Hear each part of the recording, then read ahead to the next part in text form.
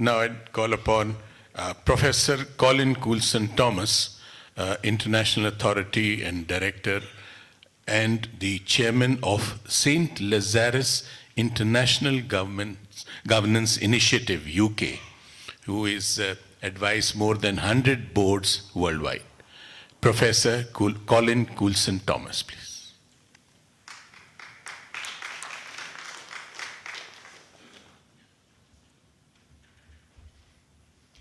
Yes, thank you, Ashok, and I'd like to add my words of welcome to all of you for being here today.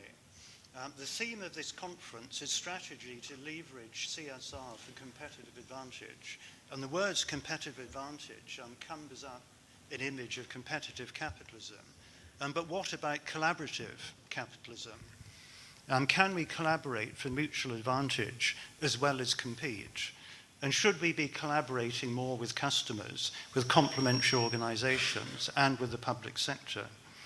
Our conference this morning takes place against the background of new Indian company legislation, which puts a mandatory requirement for expenditure on CSR, which may relate to some of your companies. Now, what will the impact of this be?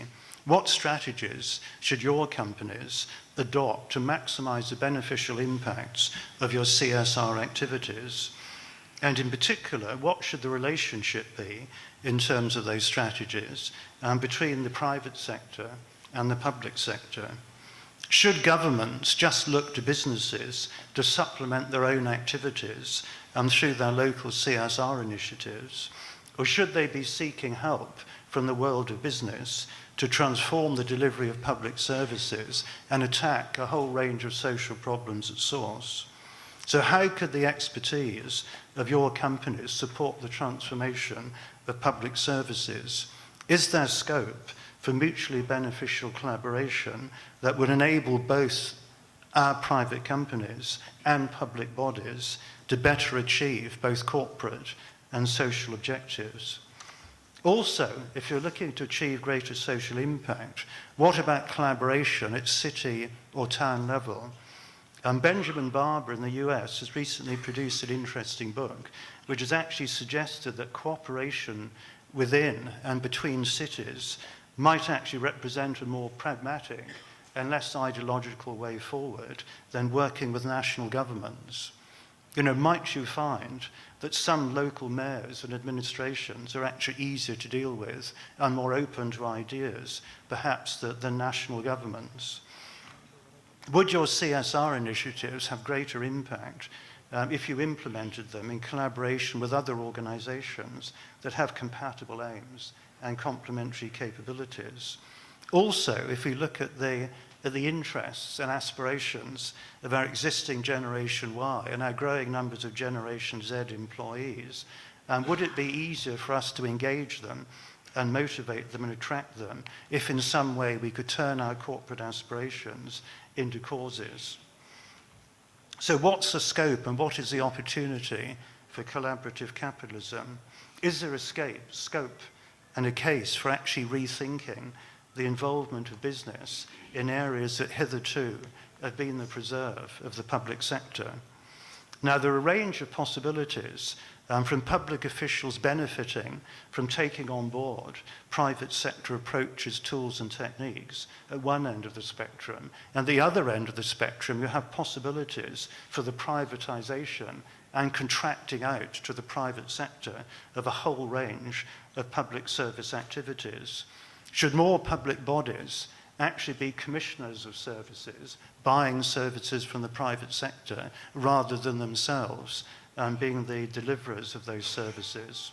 Now, in my report, Transforming Public Services on Creating Higher Performance Public Organizations, I've highlighted the scope for greater cost effectiveness in the provision of a wide range of public services. There's huge opportunities there for transformation.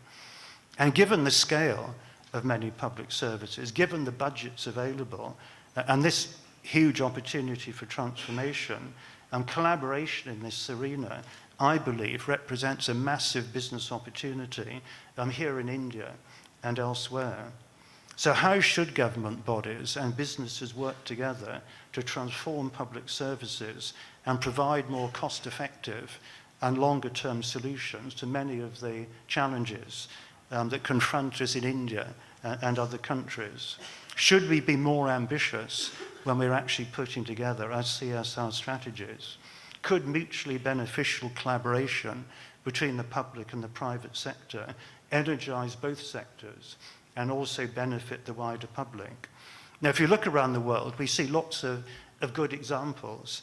There's a good one, in fact, close to where I live in the UK, that local companies, professional firms, the city council, and a range of public bodies have actually led to Peterborough becoming one of 4 environment cities in the UK, and we now host the biggest assembly of environmentally related businesses in the United Kingdom.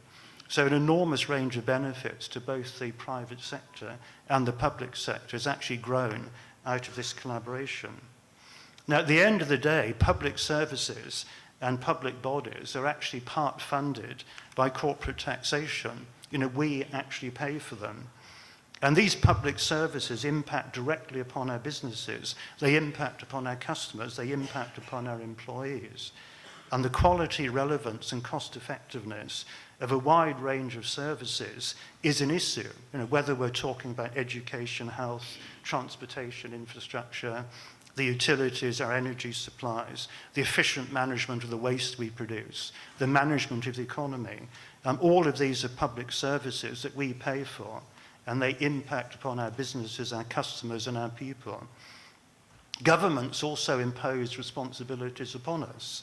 And those who introduce government measures and company legislation are often motivated by the best of intentions, but sometimes government intervention and business regulation can be counterproductive. It sometimes leads to implications that perhaps weren't expected. And a minimum or a threshold can sometimes become a maximum if people avoid doing more than the legislation requires. Now, in India's case, I suppose the question is, will business leaders just focus upon the effective use of the 2% of net profit, or will they think about how their core corporate capabilities might best be used, both for business and social benefit?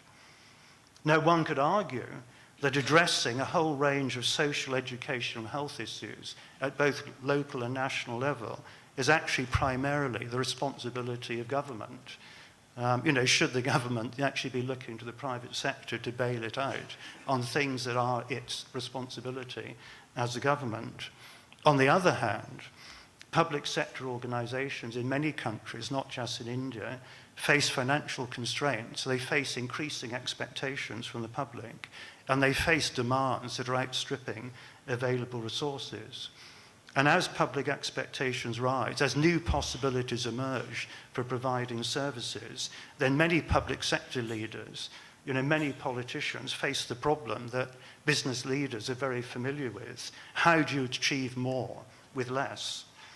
Now, in my Transforming Public Services report, I show how public sector leaders can work with the existing people they have and work within existing budgets to quickly build higher performance organizations that can achieve multiple objectives and provide clear benefits to various stakeholders. And the new leadership I advocate involves changing the emphasis away from managing, motivating, and leading people. Instead of the top-down directing and leadership and motivation, switching the emphasis to helping people. And this includes helping them to help themselves and also helping them to take better informed and more sustainable decisions. Now, providing better performance support to key work groups and people in frontline jobs does not necessarily require any fundamental restructuring, and it doesn't necessarily require any form of culture change. So when public resources are constrained in relation to the challenges that public bodies face, local action by companies through their CSR initiatives to plug gaps and supplement efforts might well be welcomed. Companies doing that are making a valuable contribution. But is there a more strategic issue that actually faces both business and political leaders? Could more companies benefit themselves and wider society by helping public bodies to more effectively discharge their core responsibilities. So how will the Indian Companies Act of 2013 impact upon the CSR landscape in India and elsewhere? Will corporate boards, will you do just enough to satisfy the mandatory requirement, or will you look beyond that and undertake a fundamental rethink of what your CSR strategy should be? And our international conference today and tomorrow represents an ideal opportunity to take stock of the situation we're in, to look at this opportunity and to reflect on the way ahead. Meeting your statutory responsibilities can help you to build relationships with local communities. The co-creation that Professor Bhattacharya talked about is an area of collaboration with customers, does lead to tangible benefits. But can we raise our sights? Can we do more than that? How should a socially responsible board of a significant entity, how should it use the totality of a company's physical, financial, and intellectual resources to have a beneficial impact on social issues at national and international level? Now, CSR has moved on from the well-meaning philanthropy, the initiative designed to generate copy for an annual report and show that you're doing something. It's moved on from that. And IOD India, and many of you here this morning in this room, deserve much credit for getting us to where we are today. CSR can produce tangible, measurable, and significant benefits. It can build mutually beneficial relationships with a range of stakeholders. And it can deliver. I've actually seen the evidence with many of the organizations that I've worked with and helped to produce CSR strategies. It can produce returns on investment that match and exceed returns on investment achieved in other areas. So using our core capabilities to address pressing issues, I believe could enable CSR to become a leading element of business strategies. Looking at organizations that I regularly visit, I see huge areas, for example, of intellectual property that they're just not exploiting and could be deployed to address a range of social issues. Strategic responses, I believe, can deliver multiple benefits for our businesses, our customers, our people, and the environment. The huge possibilities that we have in front of us for collaborative capitalism, for public-private partnerships, and the transformation of public services, whether through working with public bodies, whether through privatization, whether through outsourcing and contracting out. That range of possibilities, to me, represents a huge historic, political, and social opportunity. And I believe that we should work together to grasp that opportunity.